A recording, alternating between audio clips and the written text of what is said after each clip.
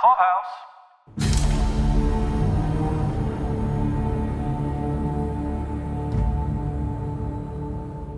Welcome back to Escaping Gilead, Pod Clubhouse's coverage of the 6th season of The Handmaid's Tale. This is for the first episode of the 6th season called The Train. This is Paul. This is Caroline. And welcome back.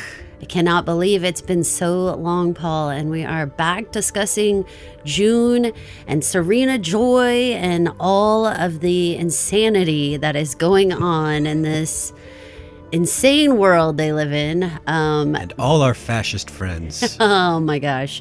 So just a reminder to all of you guys, we are not going to recap this episode moment by moment. So if you guys haven't watched the episode, please go watch. We don't want to spoil anything for you.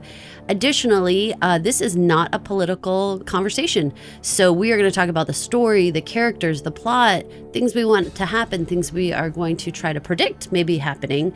But we are not going to compare it to real life events because we are very well aware that all of this that Margaret Atwood put together is based on real life events. And we are very aware of the real life events that are going on currently even. But that is not what we're here to discuss. We're here to talk about Bruce Miller's interpretation here and Elisabeth Moss's interpretation of Margaret Atwood's Handmaid's Tale. So since it's been so long and you guys haven't heard from us in so long, Paul, what did you think coming back when you heard coming back April? It's finally here, 2025. I think the thing that had me most excited was, and this is not any kind of like knock on the storytelling or anything like that, but that it was the final season, meaning that they were going to wrap up and bring this part of the story to a close. So for those of you guys who are just joining us, Paul has actually read The Handmaid's Tale as well as the Testaments. So they will be continuing on with the Testaments. We're not sure how they're going to pivot from Handmaid's Tale over to the Testaments, but this is something that Paul has background in because of all of his avid reading. So much reading.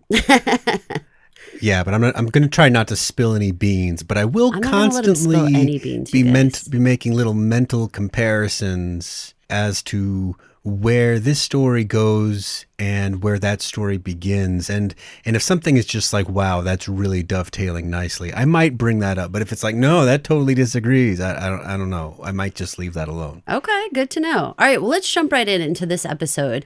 So we watched our previously on, and gosh, was it hard to put my brain back into where we were.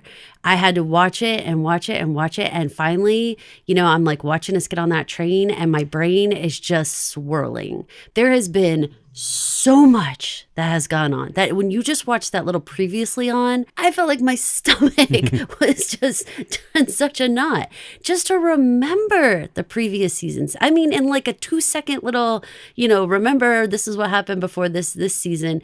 It was enough to make me feel like, man, we went through it and I am struggling to be excited to get on this train because I am scared about what is going to happen. That's my true feeling is fear. I want to address something right off the top because this is something for me. Hit it. That's very personal and I don't want to wait to the very end. Even though it happens at the very end, I don't want to wait to the very end to talk about it. So this past year, I lost my mom, and I want to talk about the last scene of Holly and June. I want to begin there. Okay.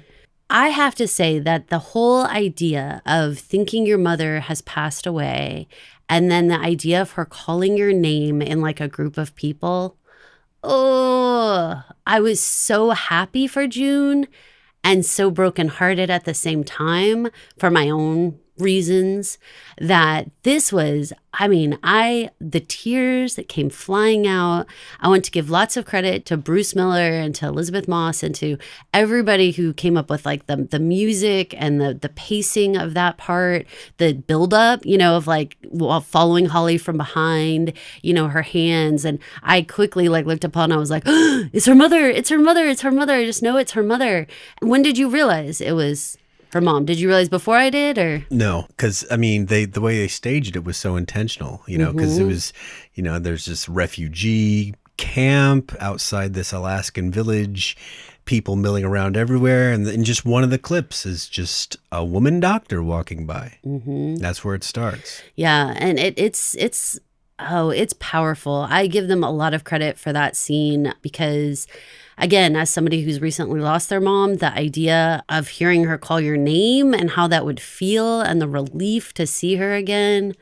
Oh my goodness. Like I said, they hit it nail on the head. Well, this show does not offer hope. It doesn't. And it doesn't have these jubilant moments, right? These moments of true relief, because there's always relief with a caveat. Right. Right. Right. We're happy, but we just killed Fred. Right. Right. And so and please, I mean, obviously there's still a gigantic caveat here about why we can't be happy forever. But in this moment, they say the line, "Mommy's always come back," near to the beginning of the episode. And I hung on to that line throughout the episode. And I didn't know that Holly was coming back for any reason. I had no reason to believe she was alive. No.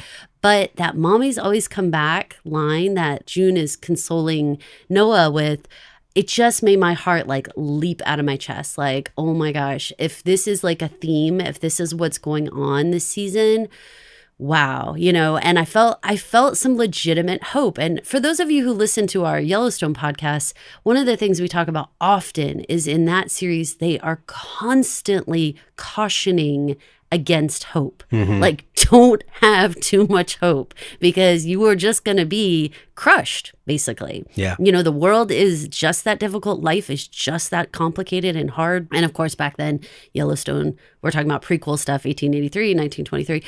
I mean, these are times that are so insanely difficult sacrifice-wise. So now we have this other world that I'm living in Handmaid's Tale, right? I've got both worlds. I'm living in 1923. I'm also living over here in Handmaid's Tale. And it feels like there's this I want to be hopeful, right? But I have no reason to really be hopeful for this season because I don't have any reason to feel like Gilead's going anywhere. What are you feeling, Paul? Yeah, I think there's something to that Gilead is only picking up steam as an entity, as a legitimate entity. There are only 4 settings in this episode, and one of them is Mark Tuello's office. Yes. And he's explaining how things have gone severely downhill for the representatives in the United States of American government in Toronto, such that they are destabilizing relations with the United States so that they can improve relations with Gilead. I had never even really heard the concept of de-recognizing a country. I know, again, this is all based on real things, and so I'm sure that has happened. Again, we go out of our way not to look up the historical stuff for this because it would drag us down a whole different rabbit hole that we're not going to go down. But the concept of de-recognizing a country. And when he moves stuff off of his desk there, Moira kind of pushes stuff away, and you see the map of the United States, and it just says Gilead across it. Yeah, it's a gut punch. Oh my God. That is a gut punch. And I'll tell you my other gut punch moment. When June is off that train and she looks up at the American flag and there's 2 stars. As an American, oh my God, that is really, really jarring to see. We have seen the 2-star flag, but we haven't seen it waving over Americans. It's just sort of been part of the set decoration. Okay. Like a subtle, if you caught it, Yeah, but this was a zoom in. No, this was what the TV was showing. Yeah. was the wave. You could see they had unstitched the other 48 stars. It's oh, my head. Yes. So when you talk about where's Gilead going, they are on the up and the United States is on the down. How much do we want to talk about Moira and Mark's conversation there? I mean, what are we thinking is going to happen? Moira's offering help. She's saying, whatever I can do, I feel like I need to do. Do you think Mark is going to be able to utilize Moira? Absolutely. I mean, when he finds out, can you believe that this is the first time that Mark knows that Moira was in Jezebel's? Doesn't that seem wild? When you watch TV shows and you see characters interact with each other, sometimes you forget certain characters never interact with each other. Or, they don't share the same conversations with each other. And I'm guilty of thinking this. And I think that in some shows, the writers are guilty of playing on that supposition by the audience. But here, not so much. They draw it out and say, no, Tuella never was privy to this information. And I'm not sure if it would be inappropriate or just outside of his purview to have like read anything about Moira. But the fact that she's like in his office talking to him and stuff, I mean, it would imply in every way that she has a completely different relationship with him than, say, just any old refugee. Well, yeah, she's been active. Yes, always, which makes me feel like if you even wandered by her support group, you'd know she was a part of Jezebel's, right? Yeah. So it's like, it's kind of surprising, but I'll go with you on your whole, like, sometimes it's easy to forget as audience. These two characters have never actually had a conversation with each other. Like the lightning rod for the former handmaids in Canada has always been June. Right. And so she's done all the talking for that group. Do you think that Mark is going to be able to use Moira? Yeah. He was excited with the newfound possibilities of having someone with that inside knowledge at his disposal. He was a representative of a legitimate government, and now it's more like he's a pirate or something. He's going to have to be more scrappy, and I think he's going to play dirty. Oh, I'm a little afraid that Moira qualifies as an expendable. Oh no, you think? Well, I don't know. These things happen. I mean, typically when it comes to a final season, in order to make the stakes matter, right? People got to start not living anymore. Real people who really matter, who have been very important to the show the whole time, start accidentally tripping on stuff, hitting landmines and or whatnot, right? Mm. So Moira, I really hope is used in a way that, of course, keeps her safe as can be.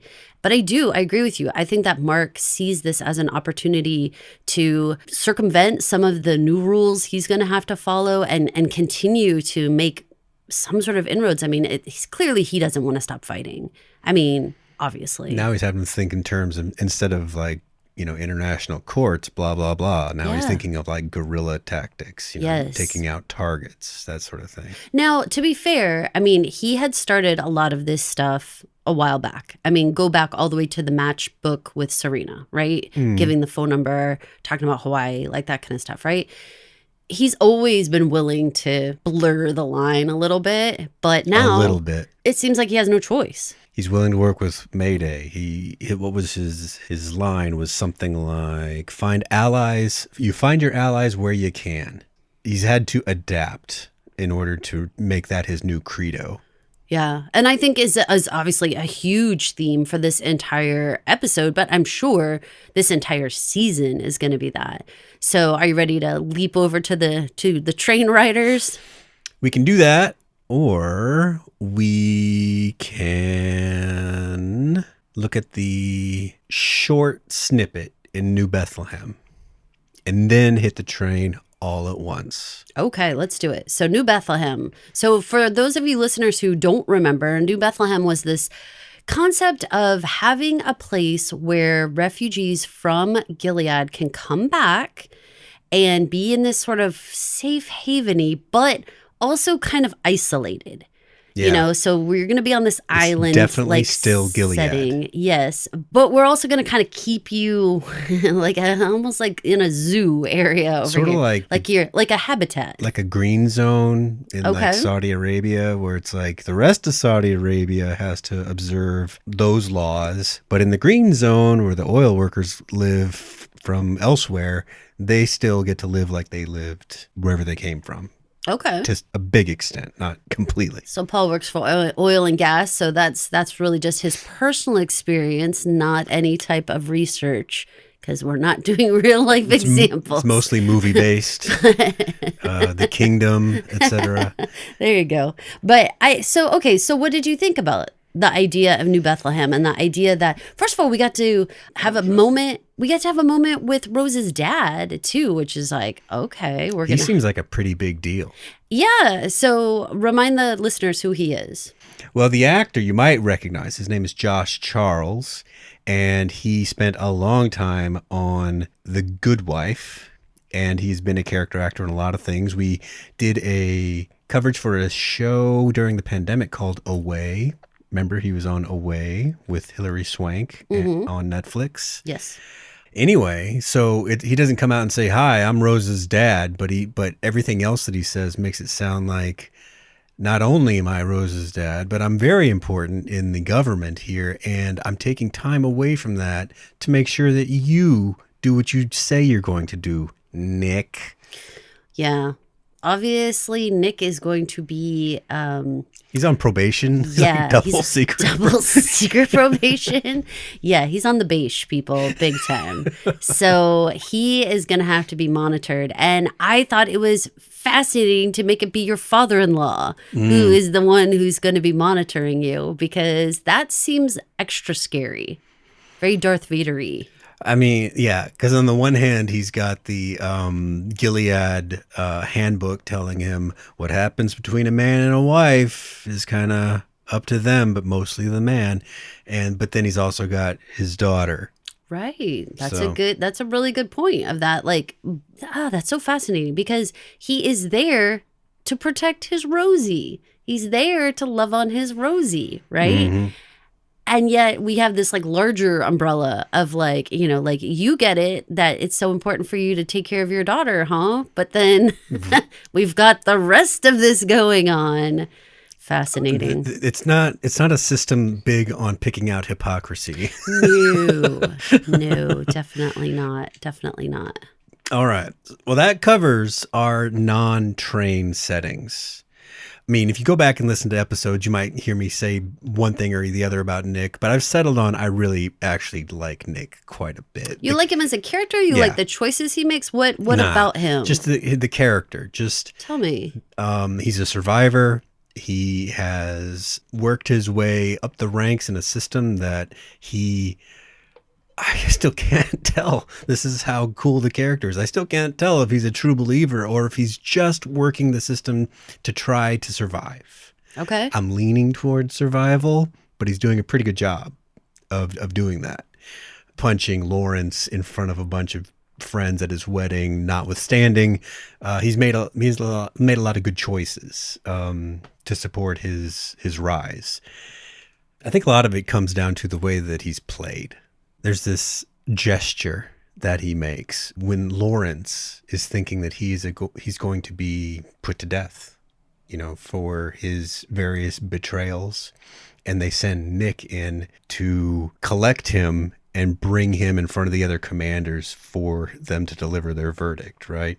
Lawrence says, was it even a close vote or something like that? And Nick, he just makes this gesture. He says, he just kind of makes it with his face and his body. You have to explain that a little bit. And it's nonverbal, but it's just like this moment of acting that's like you totally understand. It's not a straightforward answer, and he couldn't even put it into words if he could, you know. And I don't know. It's just the whole character, the way it's played. Not that he's a guy that I could rationalize being friends with exactly, but it's just more like his presence on the show is compelling. And I would say that as a character, I mean, he has complicated reasons. Every time that he has to do something, his motivations are very complex and involve a lot of different people. And he has to really like thread the needle all the time with his decisions as to not end up on the wall in Gilead, but also try to not have anybody who he cares about, you know, have any type of consequences for them. So it is complicated. Also, he's worked with Tuello. So, I mean, like, he is willing to play ball, but also this is his one life that he's leading, right? So it's like, if you wanted some part of your life to be married with children and a wife and living in this house and stuff, like, he's still doing that while he's living this survival life. Does that make sense? Like, he's kind of living both. Yeah. Which is very complicated, and yet he's doing it somehow. What do you think about New Bethlehem in terms of actually being successful? Like, what do you think of this idea that, like, you have to give the refugees some place where they can sort of, I don't know, for lack of better wording, I want to say like save face, because it's like they can come back and they don't have consequences per se, right? Not that's being advertised, okay? We have no idea what living in New Bethlehem would really be like. But right now, it's being advertised as no consequenceville, right? Where you could come live after you've already taken off. We'll accept you back. And somehow this is going to make, and I guess when I say save face, I mean save face for Gilead to like the rest of the world. Like somehow show like we're willing to be like flexible with our citizens, I'm putting in quotes. I mean, me, Paul, I don't trust it. I don't trust it either. Now, how they would manage to keep the place going if they wound up doing things like mass collections of their residents to reindoctrinate into Gilead proper. How in the world would that not happen? They probably wouldn't be able to keep, in business very long. I feel like the second you fill up all those houses, you just start collecting up new handmaids. No? Right. Yeah. But what they've done a good job showing us, like on the train, it seems to be full of women that have escaped Gilead. Right. But we have also seen those weird folk in Canada that are displaced Gilead supporters. The truck guy. Yeah. Right. The Wheelers live in Canada. Right. These are people that for some reason or another aren't in Gilead proper, but still support the cause. Right. And so I think you might be able to find enough people that want to live that insy outsy halfsy. Yeah, but it's only being offered to refugees, right? This is not being offered to like the truck guy who's just like a Gilead supporter. Like you can't just come over and hang out on our private island area. I think what I'm pointing out though is just that there are people that they've shown to be conflicted, like they maybe didn't like one part of Gilead, like how Serena on the train can't keep herself from saying all these things that are both things. She wants to protect her child because it's hers and children belong to their mothers. And by the way, all these other terrible things about why America deserved to die and Gilead rise from the ashes. Well, and also children belong with their mothers. And oh yeah, Hannah. I mean, where it's like, what are you doing?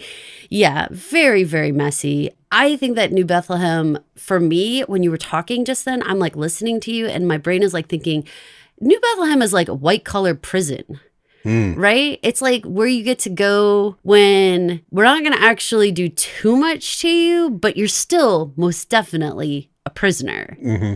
You're definitely here against your will.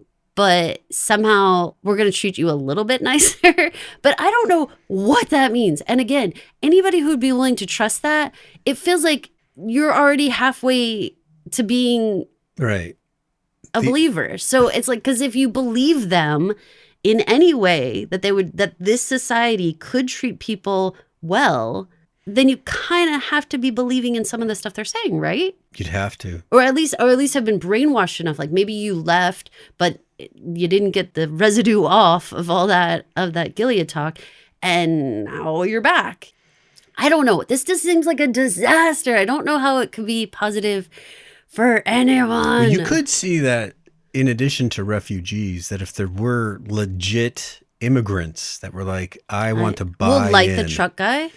Like the truck guy, like any woman anywhere between 17 and 35.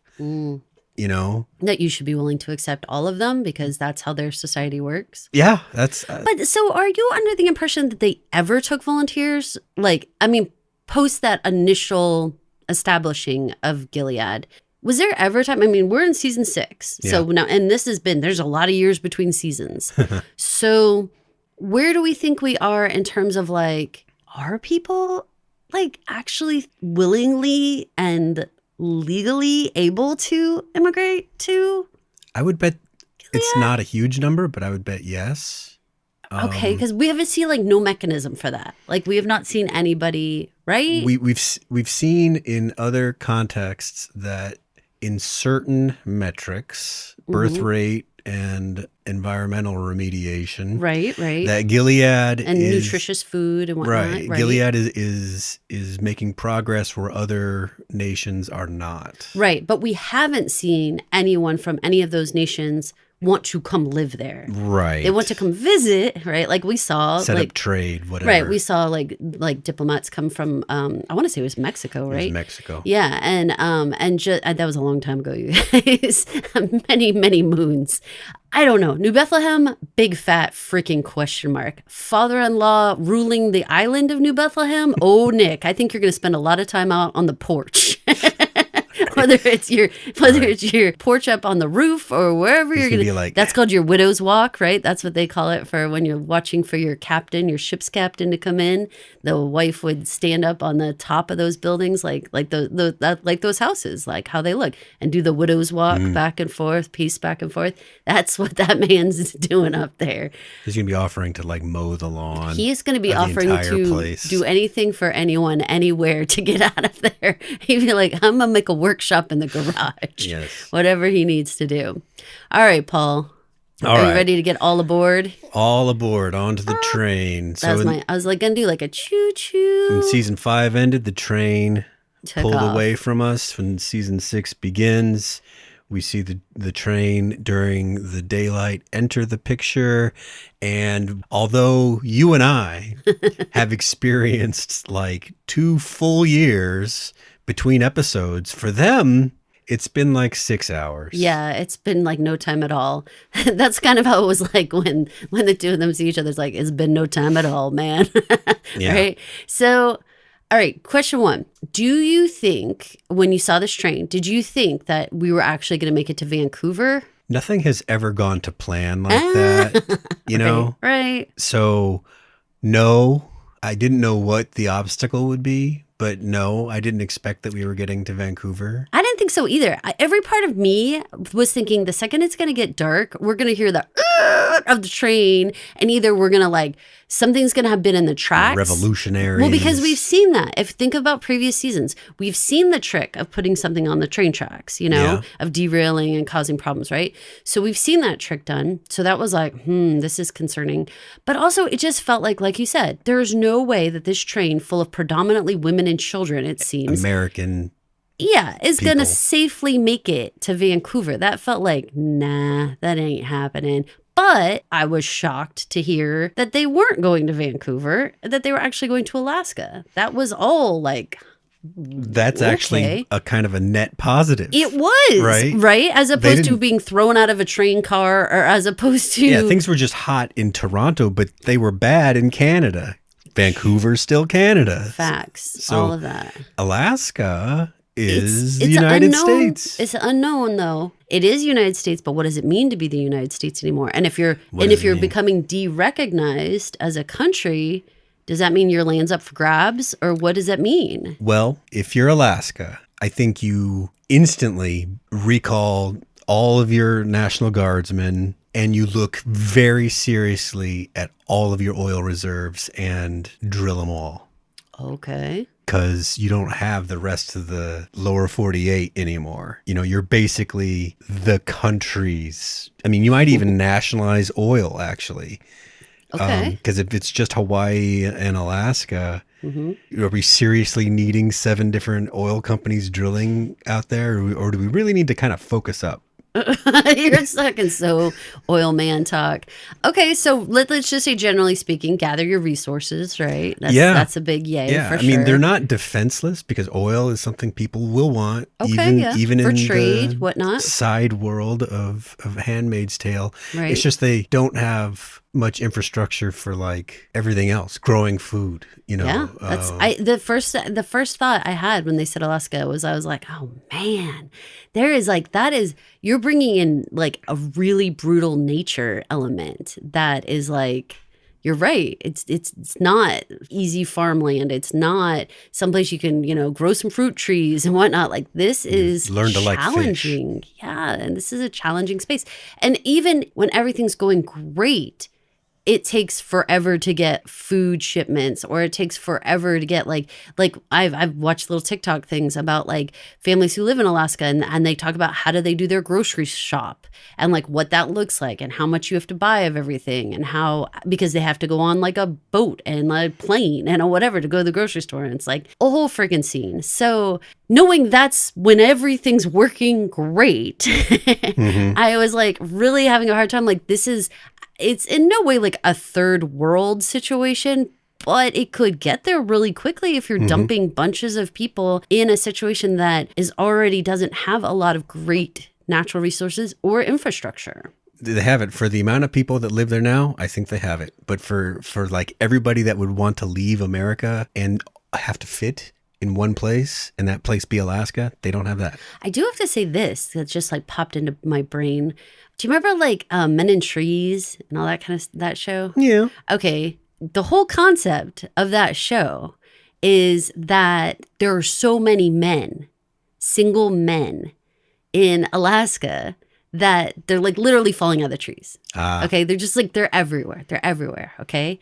And so you're just bringing up a train with women and children. Let's it's hope. Just like that's my newlywed game song. Let's just hope we can keep our American manners. Let's just hope. I wasn't going anywhere negative. I was going with, we were gonna have like love at first sight. You're going at like rape at first sight. Oh no, I was going with love at first sight. I was being like a rom-com. This isn't like the Love Boat pulling up. I was hoping it was like Fantasy Island when they pull up and things are going great. Whatever. Okay, well, I'm going to hold tight that maybe there will be a lot of single, strong men who have no nefarious thoughts. Me too. Only want to be helpful. And maybe that's going to help. Raise another man's kid. All the day. Oh no. I hope it goes okay in that part.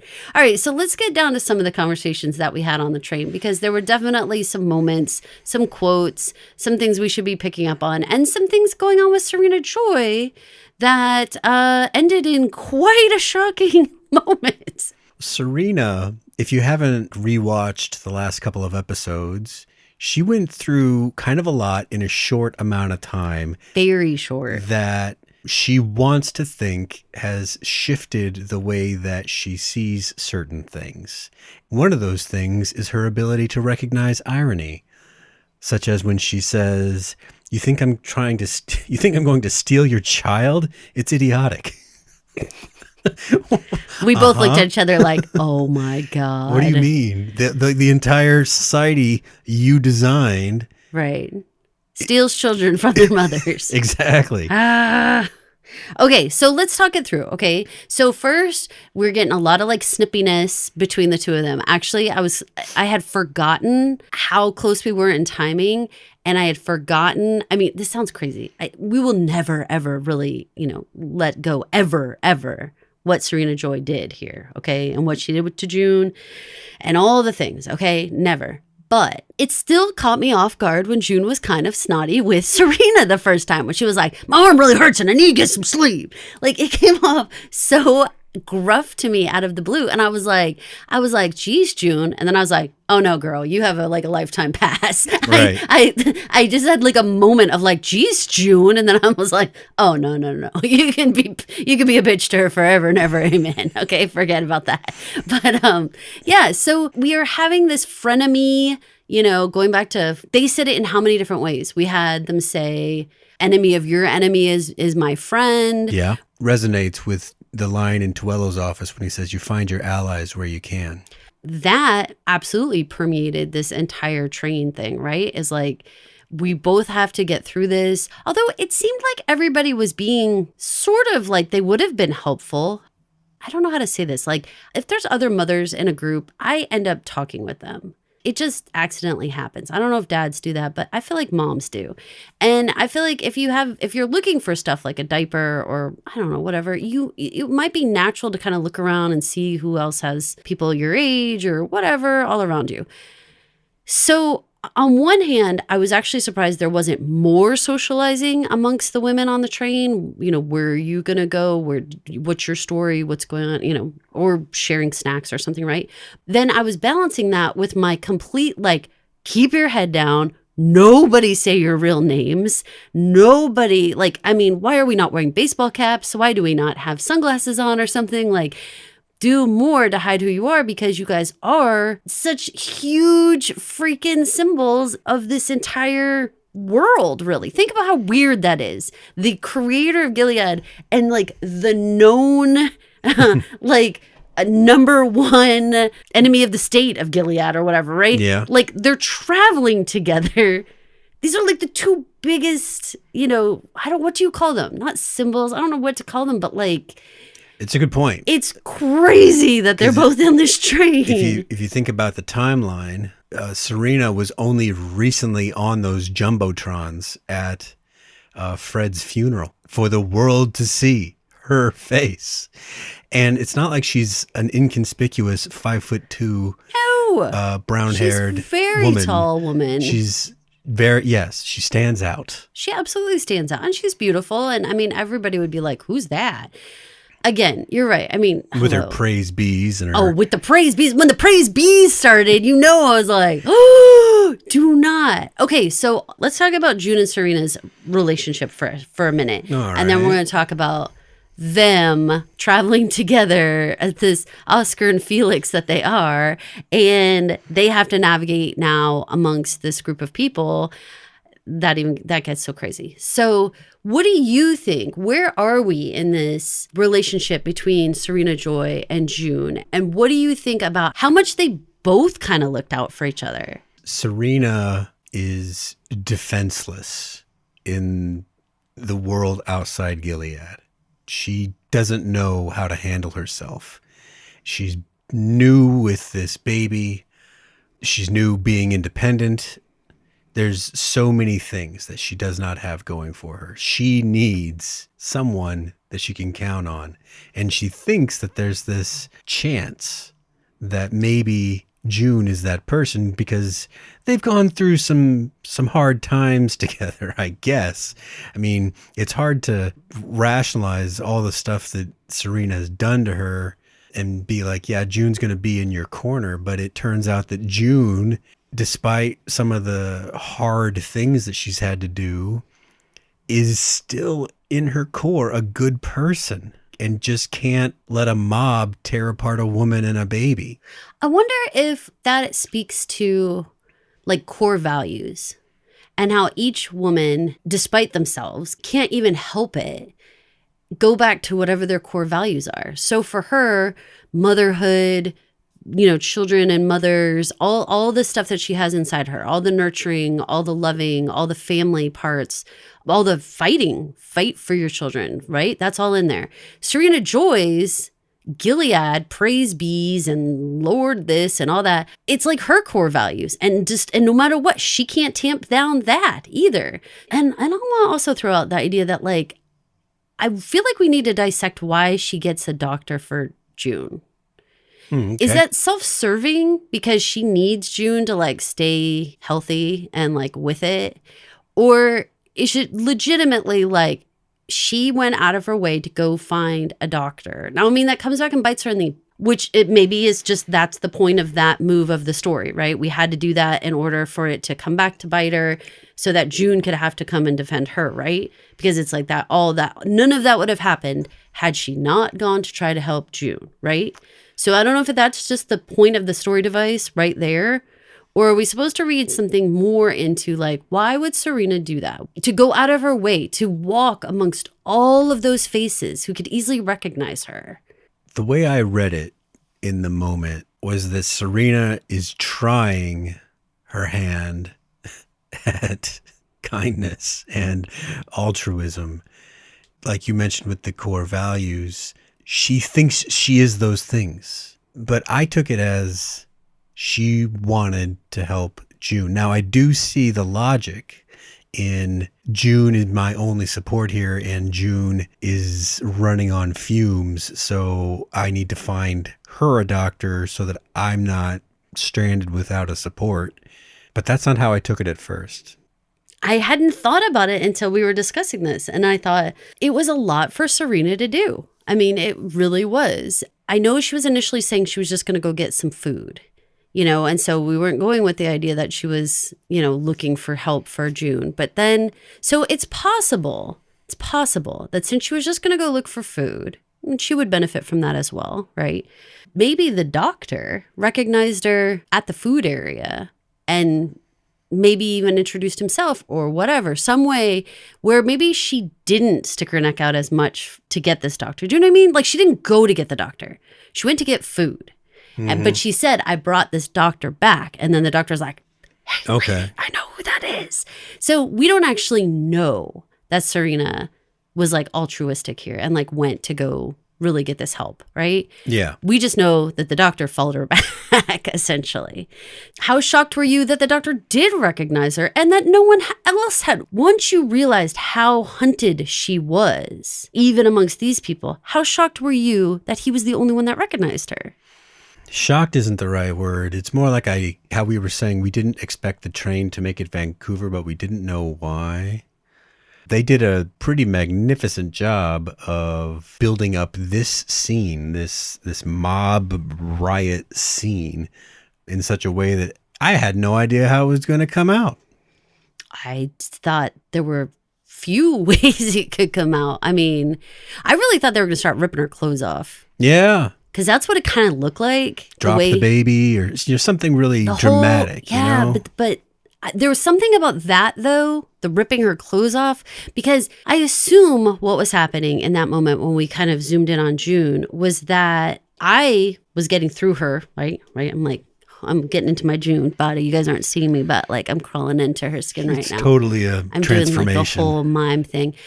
I would be thinking about those stonings that I was a part of, or even Fred's killing, where we like pounced on him like a group, like there was something so visceral about the train and the people and like how they were sort of like, it was very animalistic. Like they were coming at her like they called that a pack. Particution, right? Yes. So all of it was bringing up a lot of memories, of bad memories for June. So for her to actually decide to be having those memories and having killed Fred, like, I don't know what, a week ago, it seemed like, she still chooses to protect Serena.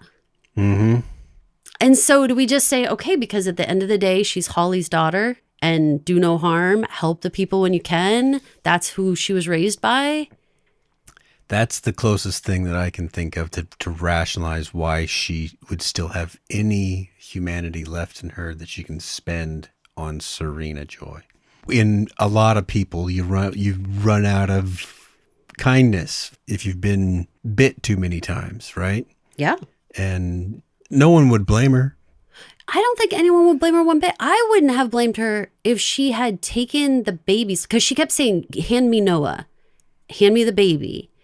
And I really thought old SJ was going to pass the baby over and that she was like, the role June was going to play was to kind of like blanket her body over the babies somewhere in the back of the car or leave the car or something, but somehow play, mother hen to both of these little guys.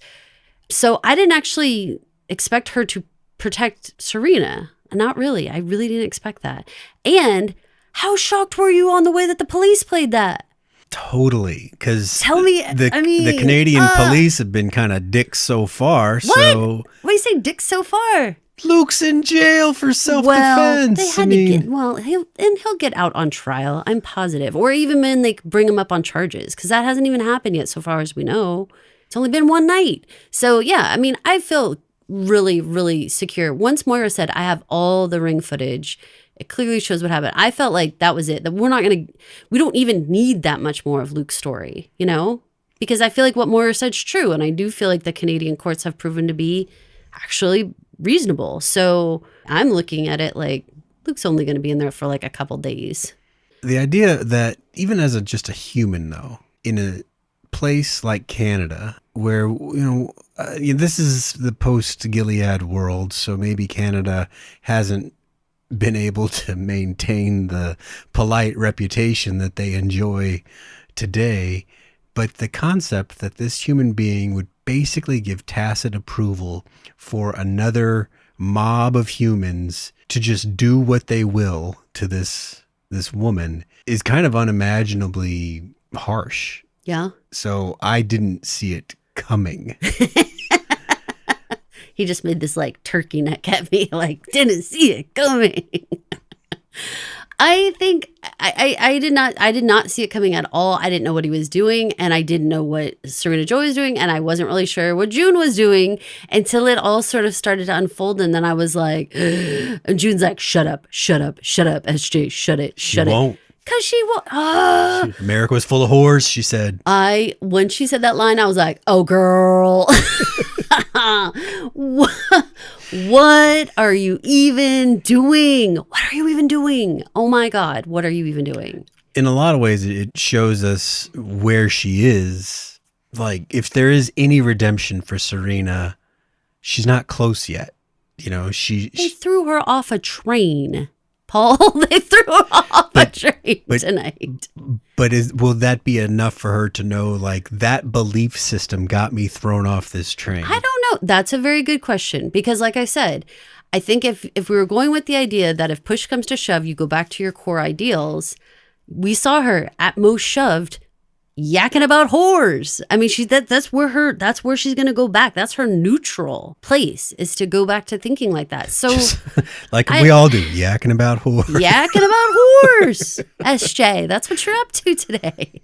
It's true though. Hello, that was yakking. I mean, I don't even know what that was. She was just yelling at the air. That was nothing. I do have a question mark about paperwork. Okay. Well, that's why we're here. Paul Maleficent. All right, listen to me. So what about the fact that Holly at the end says June Osborne? Yep. Meaning her paperwork or whatever said her name was June Osborne. Mm-hmm. Mark Twillow ran up with their fake documents. So what is up with that? And then what does Serena Joy's documents say? Well, I'm curious. I'm just curious. Now, I understand it didn't matter what those documents said because the police was going to be like, this is all checked out. I'm going to leave you to your seat and I'm going to bed for the night. I'll have my earplugs in so I won't hear anything. If anyone does anything, I'll have my eyes shade on. I won't see or hear a thing this evening. All of you, good night. That's my trained That's what trained police sound like. I imagine that once June passed through that little checkpoint with the Jeep, there was no reason to have a facade anymore. She could just sign up. I guess you're right. Whatever name she wanted. Okay, I'll go with that. I just figured you'd have to present your paperwork. Yeah, I mean, if you're dragging your paperwork around everywhere. Well, whatever this fake travel paperwork was, remember Twillow comes up in the driveway and is all, I've got your fake documents here. She hasn't had legitimate ID for a very long time. Decade. Right. No, that's fact. She hasn't had a legitimate ID. Legitimate to who? What ID even is this? Mm-hmm. A derecognized United States ID? What are we talking about? Right. I don't think the handmaids had IDs. I doubt it. No, they had those ear cuffs. That was as much. Although I don't know how much of an ID that was versus just like a branding. You know what I mean? Like it's not her name on that cuff, I assume. Right? I don't even think they were numbered. But no, I don't think so either. I think it was just like a hoot hoot. I see your cuff. That means you're a handmaid.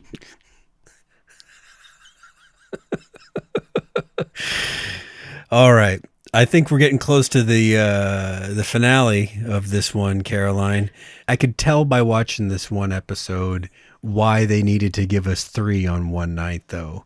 And it's because they hit June and Serena with 85% of the screen time, but they have so much more that they want to tell us. You know, it's like they're excited to tell us. Okay.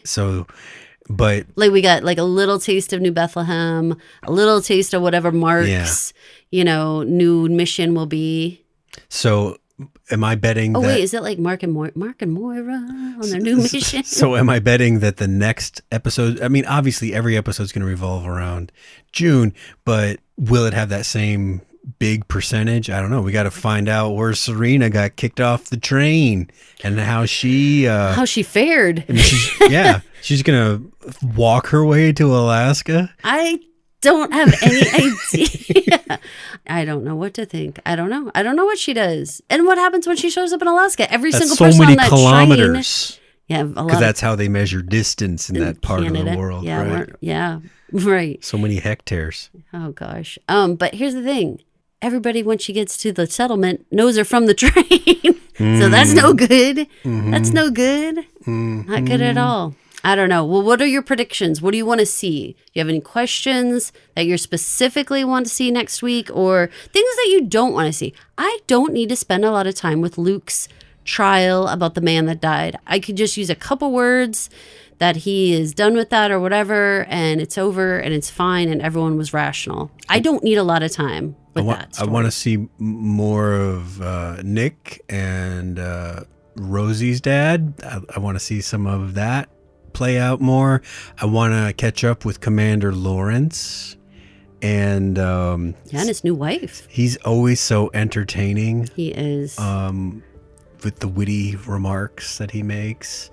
Like I said, I want to see where Serena winds up, because there's just no way that this show doesn't keep revolving around those two women crossing paths over and over and over again. Right. You know? Right. I believe so. Well, I think this was a great start, and I'm ready to watch the next episode. Me too. This is Caroline. And this is Paul. If you liked this podcast, go back and look. There's a whole bunch more on the entire series, plus many other series on podclubhouse.com. Please rate it, review it, and subscribe to it on iTunes, Spotify, Audible, Amazon, wherever you listen to podcasts, so that other people can find it as well. Thanks a lot. Thanks for listening. Thank you for listening. This has been an original Pod Clubhouse production. Pod Clubhouse is a podcast network dedicated to encouraging collaboration among podcasters and friends to bring a fresh voice and diverse perspective on a wide array of content. Please visit and leave a comment for us at podclubhouse.com. Rate, review, and subscribe to our podcast feeds on Apple Podcasts. Follow us on Twitter, Instagram, and Facebook. You can find us at Pod Clubhouse. Our DMs are always open, and we'd love to hear from you. Pod Clubhouse.